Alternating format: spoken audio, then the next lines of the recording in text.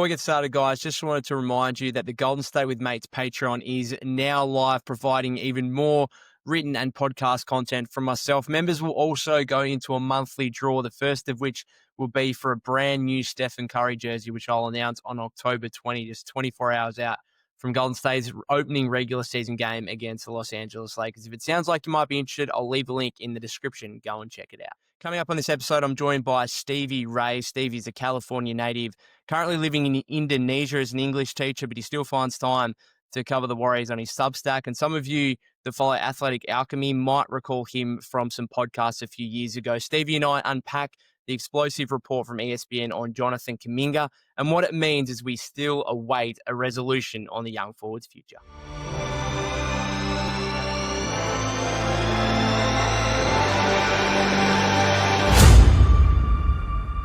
All right, Stevie, welcome to the podcast, mate. Great to have you. Let's jump straight into it. A blockbuster report from ESPN earlier today in regards to the Jonathan Kuminga situation and what is going on. There's plenty within the article from Shams and Anthony Slater. You had an increased offer from the Warriors, 3 years, 75 to JK. You had the fact that Joe Lakob's gone and met with him personally. You've got the quotes of Joe Lacob asking, do you want to be here? And Kuminga kind of responding to that, saying, do you even want me here? There was a nugget about the Warriors and people within the Warriors wanting to draft Franz, but Joe Lacob kind of coming over the top and wanting JK back in the 2021 draft. So many different things in this. Like I've seen a loss of value insurance that JK is looking at, which I don't even know what that is. What the hell is a loss of value insurance? Who knows? Anyway, what was the biggest thing you took away from this report today from ESPN? Well, first, Peter, thanks. I really appreciate you having me on. It's really nice that we get to chat about this, and we're lucky that we've been kind of squeezing juice out of a dry lemon for the last couple weeks, trying to create something out of nothing. And maybe this is nothing, but it's a lot more than we've had for the last week. I took two big things. First, that it seems that I think it's going to take Jonathan a little bit of time to digest that he just got a real offer. The 2-1 first year guaranteed second year team option was never a real offer, was never going to be an offer that his agent was going to take. I think if that was the last offer available, he would have actually took the qualifying offer. I don't see how he could decide to toss away $15 million and take the qualifying offer now. But I think that we have to put ourselves in Jonathan's shoes emotionally in this situation where he's being told two things all the time. Every time he sees Joe Lacob, he's saying, you're my man, sit next to me at the WNBA games. You're the future of the franchise. When Steph is gone, you're going to have your own shoe and all these types of things. And then every time he gets in the locker room, he doesn't feel any of that type of love. Yeah, he doesn't. If we remember that one situation down the stretch when even Curry was asking for Santos in fourth quarter minutes rather than him, Santos basically being like the lowest level possible rotation player. And then you have Jonathan Kuminga, 7th pick in the draft. So I think that with the aspect of him being told one thing and then having to hear Steve Kerr basically do a radio tour right after the Warriors exit the playoffs, that he doesn't fit with the core veterans, that he's basically not a winning player. He doesn't say those words directly, but that's basically the message that he was putting to anybody who would hear it. I think that is the biggest thing, that he's hearing two conflicting issues. So we got a real offer, but Jonathan, I don't know if he's going to be able to deal with it in the next 48 hours. I think he's going to have to digest it a bit. What do you think? What did you take from the offer? Do you think that it's a reasonable offer? And how do you think about the quotes that have come out so far? Yeah, I totally agree with you on the fact that it's a real offer. Like, I was the same as you in terms of that 2-year, $45 million offer with a second-year team option. I can completely understand why Kuminga and his camp and Aaron Turner were resisting that, rejecting that. And if the Warriors weren't going to move from that scenario, then yes, I think Kuminga would be well within his rights to say, no, I'm going to back myself in. I'm going to take the qualifying offer, become an unrestricted free agent next offseason. Now, as you say, this is a real offer. And this turns things back on Kuminga to me, because of the last couple of weeks, while we've had this stalemate where all we really heard was the 2-year 45. I was very much of the opinion of, okay, the Warriors have to be the team, like the party that moves here, because that's, again, it should be on them to try and incentivize Kuminga with something a little bit more than that. Like, that's really not giving you much. And now they've come to the table and they're looking to make a compromise. And that's why I think it's back on Kuminga now. The Warriors have made their move. Kuminga's rejected it. Now it's on him, to me. And I probably have some fault on him, I suppose, now for why this hasn't been done, as opposed to previously thinking, no, this is on the Warriors. This is, they've got to be the ones to move. So, as you say, it's a real offer now, and I think the Warriors are doing a favor. Like, both parties have leverage in this, and I think it's just time they kind of put their leverage to one side. Yes, we know that the Warriors probably want to trade Kuminga mid-season. We know he wants to be off the team, but at the end of the day, like, it can't really happen right now. Both sides have the leverage, which makes it difficult. And this is what happens in restricted free agency. Come to a compromise. The Warriors have come to the table, I think, viewing themselves as what the Chicago Bulls did last week. When Josh Giddey got his 4-year, $100 million contract, the Bulls before that were only offering 4 years, 80. Giddey wanted 4 years, 120. Whether we want to stay with the Giddey contract or not was the right one. Like, I think it was a perfect compromise from where both parties were at. And I think the Warriors would have seen themselves as, okay, this is our compromise to Kuminga. 3 years, 75, 30-year team option. That's a significant raise from what they were previously offering. And then you've still got Kuminga saying no. And I'm with you. Like, how does he go about this now and say, how can he kind of live with himself, I suppose, and say, I'm really going to turn down basically $50 million in guaranteed money to take the $8 million qualifying offer?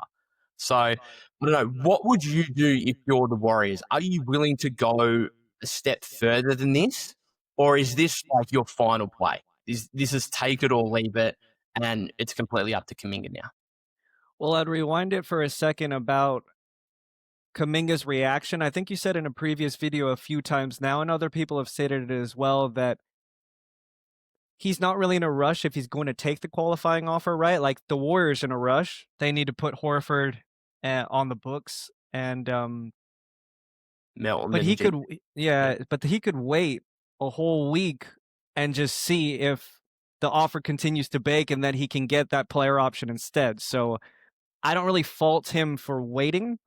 I fault him for the quote that's coming out, basically him showing that this is an emotional response, not an economic response. Because if he feels like this is the best deal he's going to get, he should have already signed it. But I don't think that's the reason. Yeah, he met in person with somebody who's been telling him that this is his future franchise, but this is the best offer we're going to get. He's like, well, then why don't you just give me the player option? I don't really see the team option as a problematic variable. I think that's one thing that I would probably push back to JK if I was in his team or his friend circle. It's like, you're a high flyer, you attack the rim, and we've seen him do it less over the last 2 years now that he feels like his economic situation isn't as stable as he assumed in his first 2 years. He used to dunk way more often in his rookie and sophomore seasons. So I think that just having that third year on there, like as a team option, it gives you a little bit of thought that the team that's going to trade for you is going to have more, because most of the team options aren't getting taken now. Yeah, they're renegotiating before that contract actually gets there. Yeah. But to answer your second question, I think that this proves the Warriors are not going to allow it to get to a qualifying offer. If they have to bump it up a bit, they probably will. But the part that for some reason all of the reports aren't saying, I've only heard it in a few podcasts with the guys that know the cap way better. The reason that the $23 million needs to be set for the first year is that that's the only way they can get Horford on the tax mid-level or whatever specific number that they've told Horford. This is the minimum you're going to get. If they exceed something like 23.5, then they can't get Horford on that deal. He would only be available for a vet minimum, and he'd probably just go sign back with the Celtics. So that's probably the sticking point where Kuminga's like, sure, I'll take it, but I want 26 in the first year. But that's a deal breaker for them. So they need to find a way to get 23 and then match whatever needs to happen on the latter half. Yeah.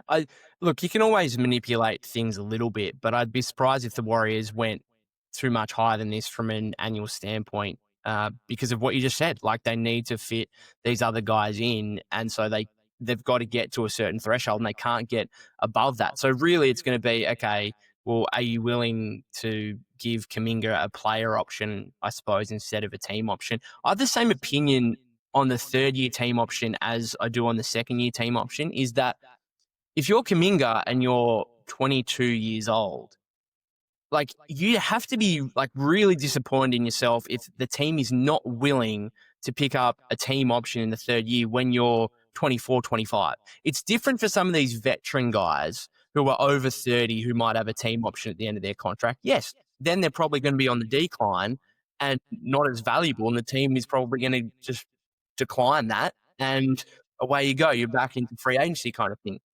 When you're a young player, like the chances of you actually having that contract decline in the third year, again, for Kuminga being a 24, 25-year-old, like I just don't see that happening, particularly if you're a team that trades for him. Like things would, I think, have to go really south and he would have to be like really, really disappointing over the next couple of years from a production and playing standpoint for that third year team option not to be. So I don't know, is it about the player option more so? Like if the Warriors just said, okay, we'll guarantee the 3 years, would that then force, or would that allow Kuminga to sign, or is it really about the player option because he actually thinks, no, I want the player option because in 2 years' time, I believe I would have lifted my value to the point where getting 25, 26 million is actually like well below what I should be getting. And I want to opt out in that third year, become a free agent again and try and get, 35, 40 plus $1 million or something like that. Or who knows the max, who knows how the next 2 years are going to play out. But is it more about the player option maybe than it is like if the Warriors just guaranteed the third year, he would accept it straight away. So it's really fascinating. What would you do if you're Kuminga? Are you going to, because I just don't see him turning down basically $50 million in guaranteed money to take the qualifying offer.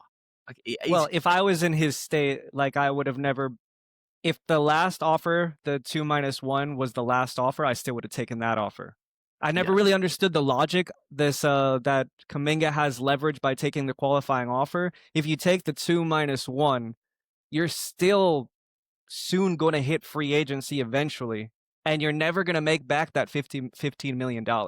So I don't really see the leverage besides that he's willing to, throw the Warriors under the bus and make them have this $7 million non-tradable qualifying offer on the books. That's really his whole leverage, is that it screws them from a roster construction standpoint. But for him personally, the previous deal was already better than taking the qualifying offer, in my opinion. This deal, he has to take it. But like I said, I think that he's going to take a few days to just be able to digest it emotionally, because I think that he's a very sensitive kid. Yeah, and he's very confident. He has a rational confidence. So I think it's the latter. When you ask, is it more the team option? I think he'd prefer 2 years, no option. I think that's what he would prefer. Of course, the player option is ideal because it gives him more security. But I think if they offer him just 2 years straight up, and many people have said that that should probably just be the deal that they should have offered, I think that would get it done. Yeah, I would just do the 2 years, $45 or $50 million guaranteed and have it at that. No option for the player or the team. No, like there's no trade clause in there whatsoever. I think the other thing that gets missed in here is that the Warriors, and we can argue about whether they should be holding this stance or not, but the Warriors are so concerned on their flexibility in the 2027 offseason. Like that's when Steph comes out, that's when Jimmy comes out, that's when Draymond comes out. Their only money on the books beyond 2027 right now is Moses Moody. And then Buddy Hield has a weird contract where if they basically like want to get out of it, they can.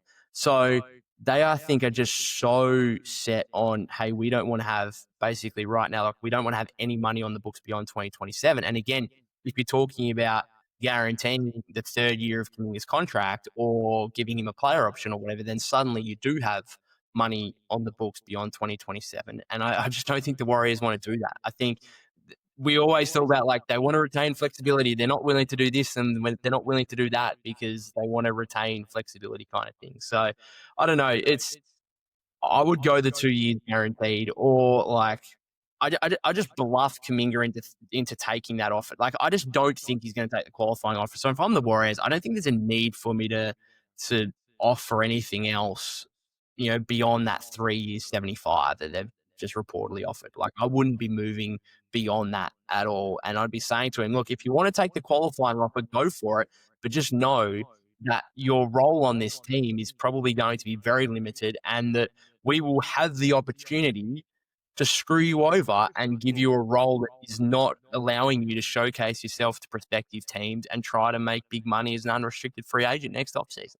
Yeah. Like, that's the turn off of the qualifying offer, and I think that should be enough. That's big enough of a risk for JK to not go through with it, right? And say, yeah, you know what? Let me just get my money. And that's what it's going to be at the end of the day. Yeah, I don't want to be here, but you're a young kid, like $50 million. Like, none of us could fathom that kind of money.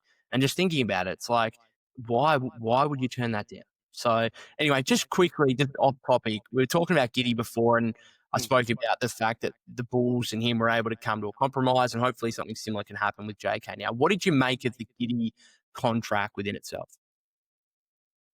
Yeah, so it's interesting that JK and Giddy both came into the league at the same time, and they seem to be tied to the hip the way that the market values them and sees them. They can't divorce themselves from these two forwards, and now, ironically, they're the two guys that are redefining restricted free agency somehow in the new apron era.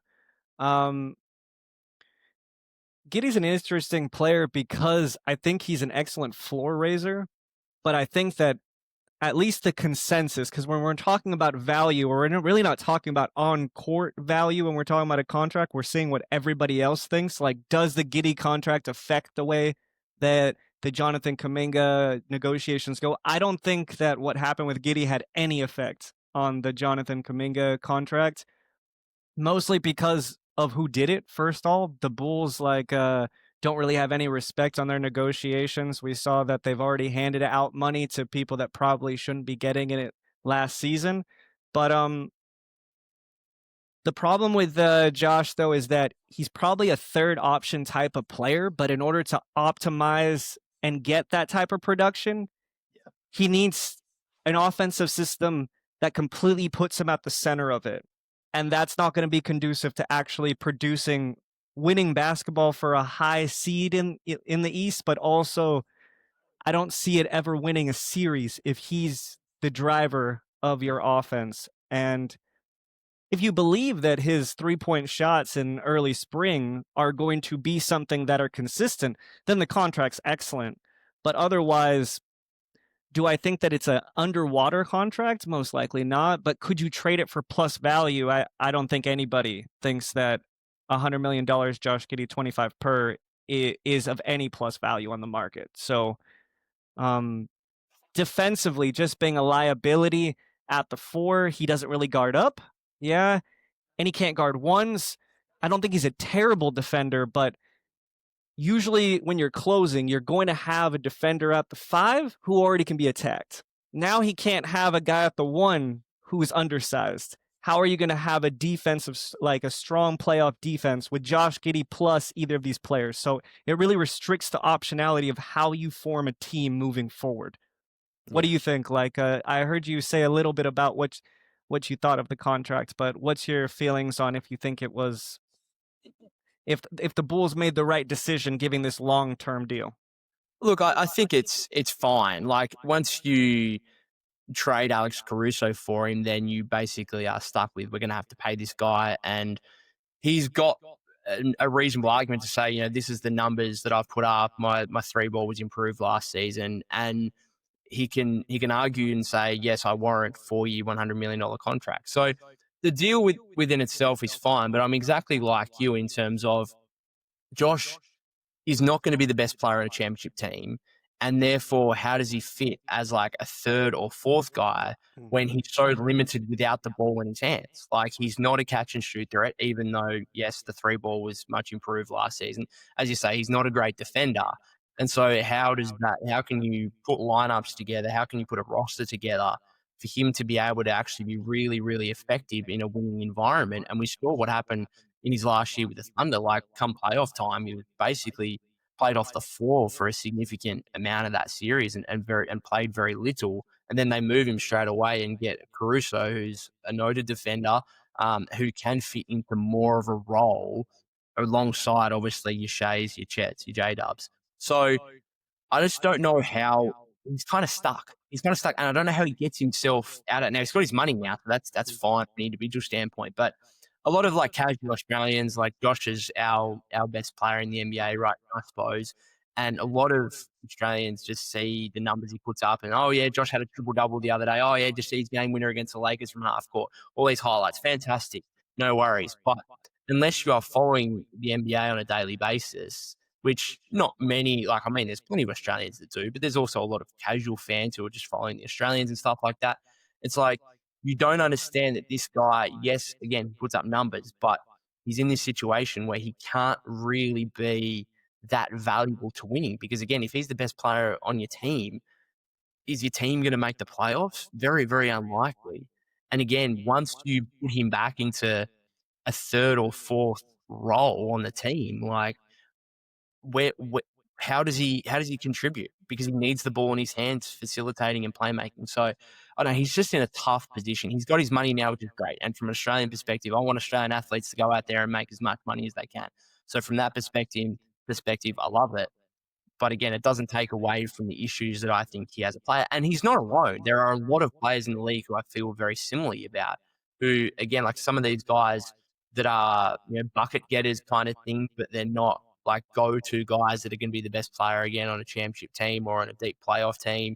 And then like don't really play defense either. So I think we've seen the league kind of devalue those guys a little bit. So he's not alone. This is kind of what the NBA is, and I don't know. It'd be fascinating to see. Like, can Chicago go and get a a 40, $50 million player who's a legit superstar who can be the best player on a championship team, right? And then could Josh be like? Are they going to put him in a situation where he is the third guy? And you know what? $25 million a year for a third or fourth guy isn't terrible normally. Like, that's what Draymond gets, right? That's Draymond's the third most valuable player on the Warriors. Like, that's fine. The contract's fine. But again, I don't know how productive and how valuable he can be as the third or fourth guy. Anyway, let me ask you a follow-up question. So likely he's never going to be able to guard ones and twos because of his lack of lateral movement. Yeah, he's always going to struggle in this situation. He's always going to be attacked by smaller, quicker players. But from what you've seen, not just in the NBA, but previously, him and like growing up and everything, do you think there's any world where he could beef up a little bit and in spots like play small ball five, or at least have like a 4/5 where they could share the front court, where maybe the five isn't an ideal small ball five next to him, and they could do the 5 by committee in last 5 minutes of a game? Is there any world of that when Vucevic leaves Chicago? Well, that's the problem when Vucevic is you want to have a legit defender at the five, and Nikola Vucevic isn't that. He's not going to be a small ball five. I don't think that's a thing. And this is the problem that you like raised before. It's like you have to be very specific about what other players you put around him when the defense isn't great and when the jump shooting still needs to be proven, and opposing teams are going to leave him open. And so it's very difficult to figure that out. And I just don't see, like, we saw some improvements in the three ball. Is that going to maintain? Our team's actually going to be able to respect him? The easiest thing to say in terms of the defense is like, well, you just put him on the opposition's, worst offensive player, like simple as that, or like a 3-and-D guy on the other team who isn't going to blow by you. If you close out to him, he's not going to then blow by you kind of thing, because he doesn't really have the ability to put the ball on the floor and that kind of thing. So you'd basically just try and put him on the worst offensive player on the other team, or a catch and shoot stationary guy who's, again, not going to beat you off the dribble or anything. But then you've got to put 4 really good defenders around him, and Chicago haven't done it to this point. And again, if they want to be a legitimate team, through the life of this contract, and I'm sure they want Josh for the next 10, 12 years, are they going to be able to do that? That's a real roster construction issue that they're going to have to face and try and figure out. I think they're okay with it, though, because I think Chicago's okay with being mediocre. So if their goal is to be the 6th seed and avoid the play-in, I think this was an excellent contract if that's the goal. If you ever want to be a contender, this was a terrible roster construction move long term. It wasn't catastrophic. They're not going to do anything in the next 2 years anyways. And I think Josh, because he puts a lot of effort, hits the boards, he has great vision and so forth. But like, yeah, long term, they'll never be a contender if this is the first move of many, especially connected to the Patrick Williams contract. It is worth noting as well from a Warriors standpoint is that I spoke to Josh's dad after the draft, and he said the Warriors would have taken him seventh. Like he was locked in to go there if the Thunder didn't sneak in and take him at six. So they would have, from what I was told, like they would have taken him seventh over Kuminga. And then you hear the reports earlier this offseason. Now, we can argue how true these were, but there was reported interest again from the Warriors in Josh Giddey if things were going to go awry in Chicago. So this is a guy that the Warriors want. I don't know how. Like, part of me thinks, oh, yeah, him handling the ball, allowing Steph to get off the ball and playmaking for you, that has some value, no doubt, particularly as Steph ages. But again, like, I don't know how you'd formulate a lineup with Jimmy and Draymond and Giddey where those guys don't shoot. And it's like there's lineup issues with Draymond, but at least he brings you absolutely elite defense. Like, he's going to be the leader on that end of the floor. As Josh, it's like, okay, he can score the ball a bit better. He can probably, after last season, shoot the ball a little bit better than Draymond. But again, I'm just not sure how that would work at the Warriors. In Uh, a if Sorry, we, go yeah, ahead. yeah, No, yeah. go ahead. No, that's it. You got. If have you got any thoughts on that? I just wanted to ask you one more question on that topic.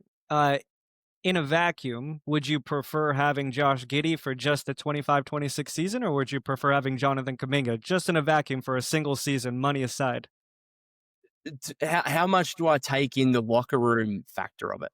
Is this simply from an on court standpoint, or is this because if you're talking about simply the on court aspect of it, I actually still think I'd rather Kuminga because the Warriors need a third scorer. They need a guy who can, particularly Steph and Jimmy throughout a long regular season. They're going to have nights off, or they're going to have periods where they're injured or whatever else. The Warriors are going to need Jonathan Kuminga, and I think that gets lost in all of this. Is that yes, like there's a way that he comes back, and he is a semi-important part of this team, and he's going to have to be if he's on $22 to $25 million. Like, he just has to be in that scenario, but like, we saw what he did in the second round of the playoffs against the Timberwolves, and you can say, oh, well, that didn't lead to winning or whatever else. But he has shown he's shown his athleticism, he's shown his natural scoring ability, and I think the Warriors probably need that more so right now than a guy who's just handling the ball and facilitating. Because again, Giddey would, if he was at the Warriors, like, he'd still be behind Steph and Jimmy, kind of thing. And then you've got, I think Minga's got much greater defensive upside as well, which the Warriors could do with depending on how much of a role they expect to give the GP2 next season. So I think purely from on court, I'd still rather take the risk with Kuminga and his upside, even though Giddey's shown much more to this point of his career. But then from an off-court standpoint, like, how much is Kuminga going to disrupt the locker room and the vibes that are going on in a way that Giddey probably wouldn't, right? So, what are your thoughts on that? I think for the regular season, the non-Steph minutes, if you're using Josh as basically a off the bench backup point guard, it's going to elevate what the Warriors can do just in those non-Steph minutes in a way that is going to be conducive to creating a lot more wins throughout the regular season. I just think, unfortunately, unless something changes, Josh Giddey's kind of a non-playoff player, even on a second unit. I don't think you can run a lot of these like traditional second units in the playoffs. You end up mixing your main You players start. throughout both. You're Yeah. staggering all your stars throughout, and they kind of playing as much as they physically can. So I think even with JK's,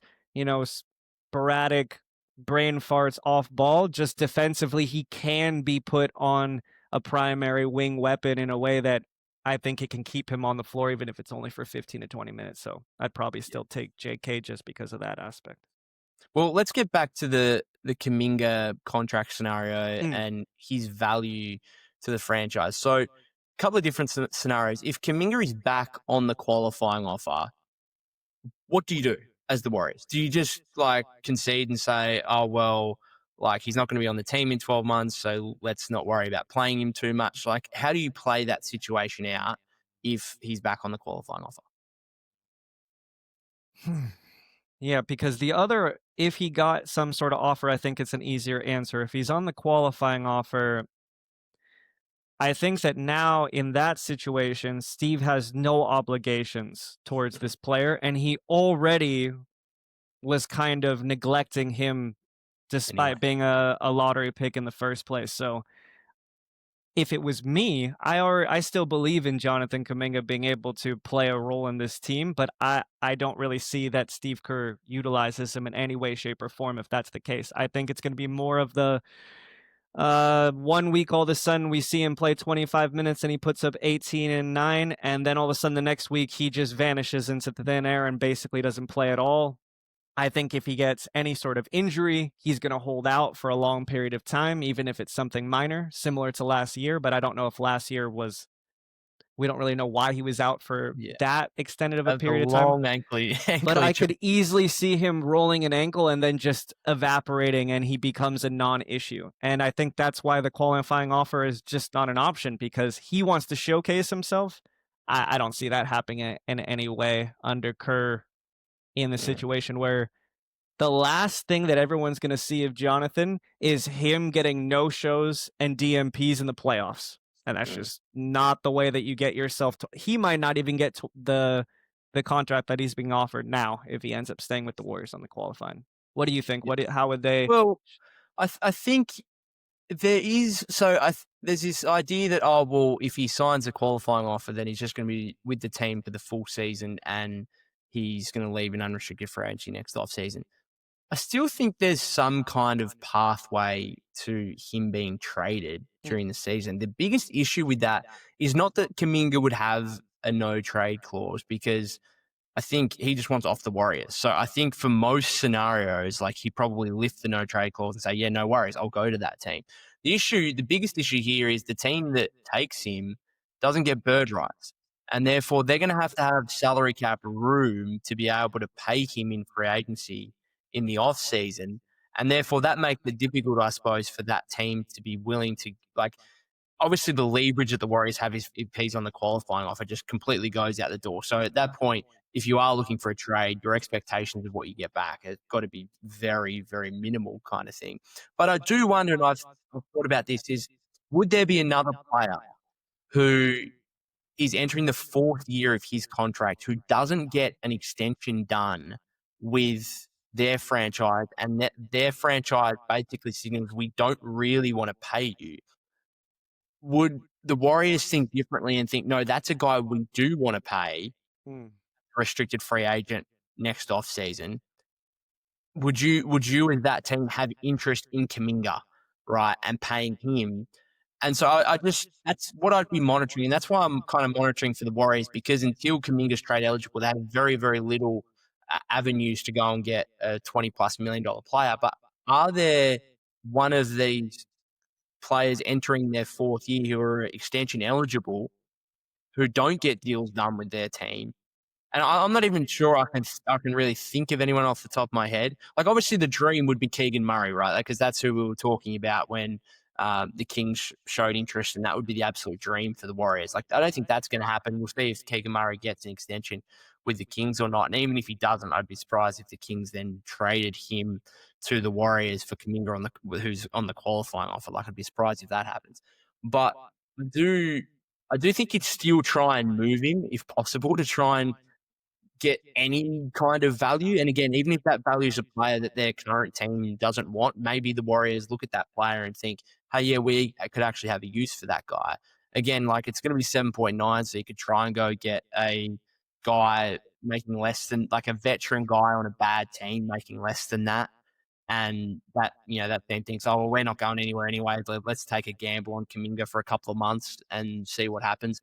I don't know. Like I'm not throwing out the idea of trading him if he's back on the qualifying offer. I'm still open to exploring it, even though obviously what you get is going to be very, very minimal for a couple of reasons. One, you've got no leverage because you can leave in the offseason, and two, he's only on $7.9 million rather than a $20+ million deal. I think the issue is if Jonathan Kuminga is irrational enough to take the qualifying offer after this deal, he's irrational enough just to say, I don't want any beat trade. I'd rather just sit out and not play. That's what I would expect. Like, for example, you brought it up in one of your videos, and he's been a player I've written about for about 3 years now that I've been wanting the Warriors to pick up, even though he probably wouldn't close, is Walker Kessler. I love the fit. I think the value of having a strong front court rotation is something that's just completely neglected and how that functions throughout the season. Like, I don't know if you remember the Memphis team when they still had Steven Adams and so they already had Brandon Clark out, and then Steven Adams got hurt, and everyone's like, well, what the fuck? Memphis like can't handle losing Steven Adams. Like, they didn't lose Steven Adams, they lost their entire front court rotation, and then they just plummeted after that. I think that, yeah, we have Draymond who's probably going to close next to Horford, but these two guys are like 50 years old in NBA ages. And if we had a guy like Walker Kessler, how much just starting him and soaking up 25 minutes would do for the Warriors would be huge. But Kuminga's be like, yeah, fuck that. I don't want to go to Utah. It's cold. That's it. End of conversation. And it's just like, yeah, but you'll play over there. And him next to Lauri Markkanen is an absolute perfect fit on a team that's not trying to win. It's like the absolute perfect team where both guys average the easiest 25 points and just pick up L's the whole season, get another draft pick next to them. But he's like, nah, it's not cool over there. There's no fashion shows over there. I don't want to be, in Salt Lake. So that would be my response to it. But I see it would be easier to trade. Like, I know they say that Buddy Hield is like a necessary tool for them, but Buddy Hield, because his deal is essentially non-guaranteed, it's only $3 million guaranteed on the next year, I would see more of them using that plus a pick to get a guy like Walker Kessler or that little upgrade they think they need, rather than JK being okay with going ever to wherever fits the Warriors' needs. Yeah, I think either way it's worth monitoring some of these extensions and whether they get done. Because a guy like Walker Kessler's always kind of been in trade speculation. The Jazz are like, nah, like we're putting a really high price on him to the point where teams aren't going to trade for him. Well, now you've got to a point where, okay, do you really want him long term? Like, because if you do, then pay him. But if you don't, then you're signaling to us that you don't want him long term and that you're willing to give him up. And therefore, like a team like the Warriors could do with a guy like that. Now, I think there's some spacing concerns, particularly come playoff time, if you're playing Draymond and Kessler together with Jimmy kind of thing in the front court. But again, that's a playoff issue for a team in a loaded Western Conference who just really needs to try and get there first. Again, as you say, could he soak up 20, 25 minutes for you? Yeah, possibly. So whether that's Kuminga, and I'm with you, like he's probably going to be like, nah, I just don't want to go anywhere. I'd rather stay put and then just have my choice in unrestricted free agency. But if there's an avenue to be able to move him for one of those type of guys, like again, Kuminga and a pick or two for Walker Kessler, like that's something it's something the Warriors would definitely look at. Again, whether Kuminga and the Jazz do is a different story altogether. Let's assume that this whole qualifying offer thing is a bluff and he decides, yep, look, it's 3 years, $75 million. I've got to take that. He's back on a contract anywhere between 20 and 25 million per year. In that scenario, because we know the Warriors are still trying to get him on a number that's tradable for him to be moved mid-season. How then do you use the first few months of the season to maximize his value? What's his role got to be? Yeah, so we spoke a little bit off the pod yesterday about having Draymond come off the bench and how there was this brief window of time where even Draymond said it publicly that he's going to take a back seat to let Jonathan blossom. I think one thing that's being overlooked with such an old roster is that Jonathan can take a big part of the load in the first 3 months of the season, and that's mutually beneficial for both parties, increasing his stock value, not just for now. I think that's something that JK is not really seeing, is that, yeah, he's being seen as an asset, but everybody kind of is, but also the way he plays for these 3 months, if you can't play well next to Steph Curry, people are going to remember that even 3 years from now. No matter what he does on the shitty team he's traded to, and let's say he's putting up 24 points, like, yeah, but in a winning situation, he wasn't a playable winning player. So I think that if he's able to start, this would be beneficial for soaking up some of those minutes. But I think there's also an aspect from the communication standpoint that this is something I haven't heard anybody else say, that most people assume that when the season comes, let's say he signs a contract, whatever, if it's this contract or some variation of it, we're going to start hearing, we know there were these discussions, but JK's our guy. He's going to start. He's like a valuable part of our team. When everybody knows that come February, if the right deal comes around, he's going to get moved, right? But this isn't like our dirty laundry now. Jonathan Kuminga has been the story of the summer. This is the NBA's laundry. There's no putting this back in. Yeah, so I would prefer that they basically state to Jonathan before the contract is signed, you're going to start and you're going to play 25 minutes minimum, but you're not going to close. That's it.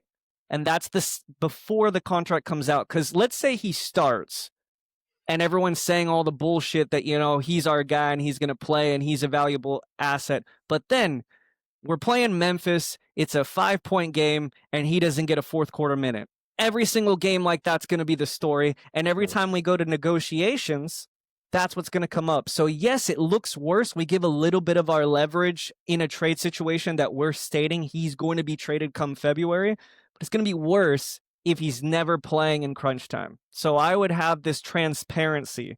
Take this contract. You are going to be traded, but you're going to start and you're going to play this amount. I think that might actually get the deal done if he's not being lied to his face constantly, if he's just being told directly, this is our plan, and Steve Kerr is in the room saying, this is the roster construction, this is how it's going to work. Yeah, I see your argument. I would say I would definitely, in contract negotiations, say you will be averaging 25 minutes a game, and that would be my starting point. But I don't think I'd go too far beyond that, because there's still got to be a little bit of wiggle room, and you can't have this young player kind of keeping Steve Kerr and the rest of the team like hostage and saying, oh, well, we told him he's got to start. So even though he's had a crap training camp and doesn't deserve it, well, we told him in contract negotiations that he's going to start. So we're going to start him anyway. And then it can work on the opposite. It's like, okay, well, we've told him we're not going to close with him. Does that mean like close game and he's actually played really well? Like, do we keep our word with that, or do we actually play him? And he'd probably enjoy that. Like, he gets to close a game, great. But then does he have the expectation that, oh, I closed that game, therefore I'm going to close the next game as well? It's just such a complicated scenario. But I think the less you try and make it hardlined and say, this is what you're doing, this is what we're not doing, you've still got to allow and accommodate for a little bit of wiggle room to say, no, like, it's still going to be dependent on how you play. Like, at the end of the day, you got to come into training camp. We are open, and I would be too. I'm very much for considering starting Jonathan Kuminga over Draymond Green for multiple reasons. I think the Warriors could possibly do with the extra scoring, particularly during the regular season. I think the Al Horford addition, if there's one player I think Horford can help the most, it's Jonathan Kuminga, because I think it allows him to play more potentially, where Steve's not going, like, if Kuminga's at the 4, like, you need a 4 spacing 5, right? The Warriors had that last season with Quentin Post. And that's the other thing. Kuminga and Post never really played together, because when Post started to emerge, Kuminga was injured. But even then, like, Steve is not going to play 2 really young, still pretty raw players together at the 4-5. He's not going to do that. And so therefore, you bring in Horford, you have that floor space of steel, but now this guy is like really veteran, experienced, defensively savvy, knows what he's doing every moment out in the court. That can probably alleviate some of the concerns with Kuminga in terms of his lack of IQ and the spacing concerns and stuff like that. So if there's one player I think Horford can help the most, it's probably JK.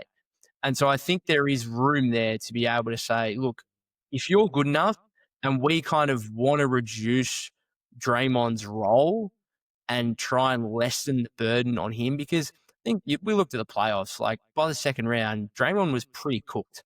And I think it's like we shouldn't be having a go at Draymond for that. We should be having a go at the front office for building a roster that forced him to play as a small ball 5 for the final few months of the season. Not only that, but play at such a high intensity because the team was the 11th seed and had to fight tooth and nail just to make the playoffs.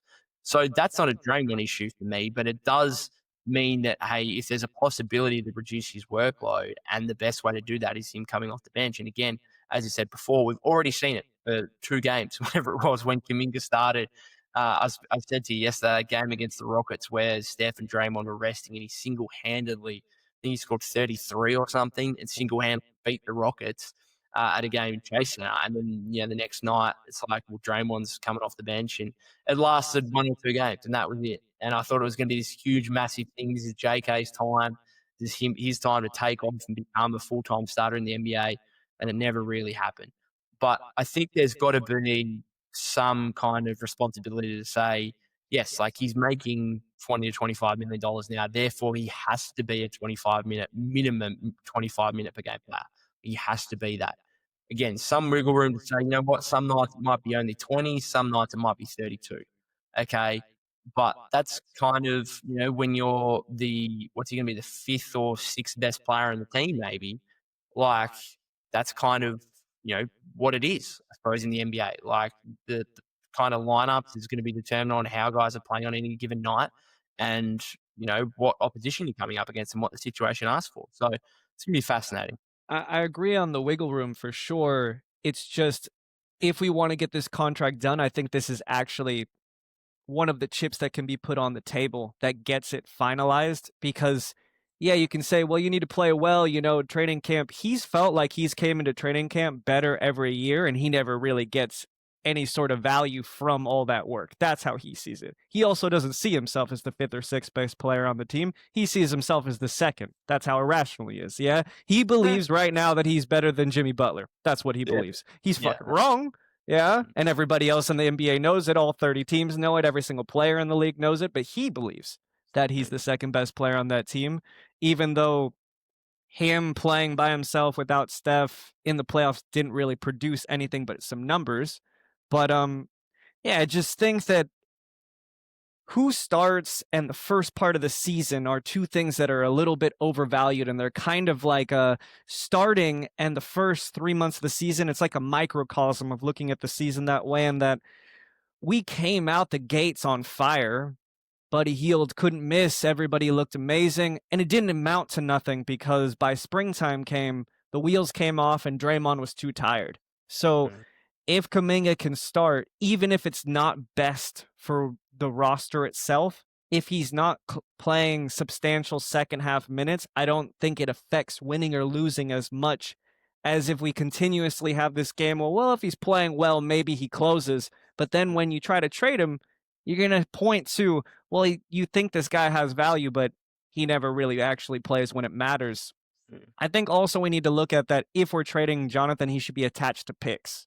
Yeah, so just trying to get him to where he looks usable and there's less toxicity within the franchise. You're trying to upgrade from him. You're not wanting a situation where you're then moving him to obtain picks. Like, we're still talking about the Steph Curry timeline and trying to win another championship. So that's the ultimate goal here is, hey, New Orleans, how are things going? Oh, you're second last in the Western Conference again. Or here's Kuminga and 3-4 first-round picks for Trey Murphy. Like, and that's kind of your all-out move right there. So you're still trying to find an upgrade from him. Is there any part of you that is like, how worried are you that this won't come? Like, he still will have a very inconsistent role and won't get the playing time that he wants, and that we're going to get to the stage that when he becomes trade eligible, his value is just not there, and that the Warriors will subsequently still be stuck with him? If we assume, like you just said, that it's going to be an upgrade and he's going to be attached to picks, I don't think that's a scenario unless he has some sort of serious injury. But regardless of his playing time, I think that his current stock is basically at an all-time low. I don't think it could go any lower. Honestly, just one of the other franchises playing and seeing him dunk the ball just one time will probably be more than what their brain thinks of him right now. Because all we have with Jonathan is everybody basically saying he's not as good as he thinks he is. Every podcast saying the same thing. He's extremely talented. And I think that him playing any role, everyone will take it with a grain of salt that he's playing under Steve. Steve's running a specific system. Doesn't seem like it's conducive to his style of play. maybe he'll be good on our team. I think that anybody buying him, if they're getting picks to take that gamble on, then it just depends on what player they have if they think it's worth that gamble. But I don't think that anything he does with his lack of role will affect his stock in a negative way. Hopefully it'll be in a positive way. Yeah. And I also think from a contract standpoint, like if it's only 2 years guaranteed, it's not long. And so from another team, it's not like you're taking on 4 or 5 years kind of at $25-30 million a year. Like if it's 2 years guaranteed, then the team can therefore incentivize themselves and say, you know what, let's just try it out for 18 months, see what happens. We're not really, particularly if you're like a young rebuilding team and you're not really looking to win on that timeline anyway. Like, what's really the downside to that if it's only a 2-year guaranteed contract? So I think that gets overplayed a little bit. It's like, oh, well, you're going to be stuck with him and you're not going to be able to move him. I don't necessarily think that's going to be the case. I also All right. think him being a two-way player, like, or at least potentially having the upside of being a two-way player, makes the gamble more enticing as another team, because if you know that he doesn't have the capacity to be able to play on the other end of the ball, then you're trading just basing on what he could possibly be as a scorer. But defense is so much about effort. If you're not getting consistent minutes, it's difficult to give 100% effort. So I think if you're another team, you go, you know what, let's see, like maybe he can be, a 20-point per game scorer and also be a plus defender. If I'm getting a pick or two to take that gamble, I think that it doesn't matter what he looks like this year. So yeah, fair enough. Have you got anything else for us, or shall we finish it up there? no, I think that's good. Hopefully this conversation ages well, but also hopefully it's irrelevant soon and we see a deal signed tomorrow. That'd be great. Yeah, let's But hope so. nice chatting Absolutely. with you, Peter. Yeah, thanks, Stevie, for coming on. I'm looking forward to having more of you as the season progresses. For sure. Thanks, man. Peace.